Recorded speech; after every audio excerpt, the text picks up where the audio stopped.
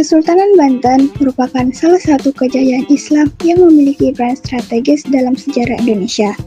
Terletak di ujung barat Pulau Jawa, kerajaan ini tidak hanya berkembang sebagai pusat perdagangan, tetapi juga sebagai pusat penyebaran agama Islam.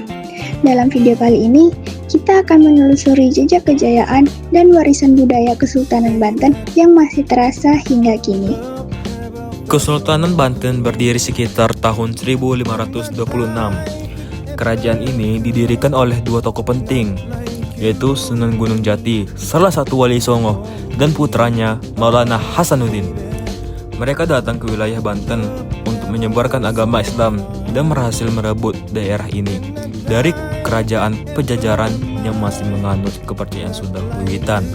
Setelah itu, Hasanuddin diangkat jadi Sultan pertama di Banten. Di masa Sultan Ageng Tirtayasa, Banten mencapai puncak kejayaan. Pelabuhan Banten jadi salah satu yang tersibuk di Asia Tenggara. Pedagang dari Arab, India, Tiongkok, bahkan Eropa datang ke sini buat beli lada, yang waktu itu jadi komoditas super penting. Banten nggak cuma kaya, tapi juga jadi pusat budaya dan kekuasaan Islam di Jawa bagian barat. Setelah itu, Kesultanan Banten punya sistem pemerintahan monarki Islam yang dipimpin langsung oleh seorang sultan. Tapi yang menariknya, mereka juga menghargai budaya lokal. Arsitektur bangunan seperti Masjid Agung Banten punya gaya unik yang memadukan unsur lokal dan Timur Tengah. Sampai sekarang, masjid itu masih berdiri kokoh dan sering dikunjungi wisatawan. Sayangnya, seperti banyak kerajaan lain, Banten juga mengalami konflik internal.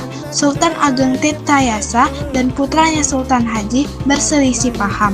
Parahnya, Sultan Haji malah meminta bantuan VOC alias Belanda.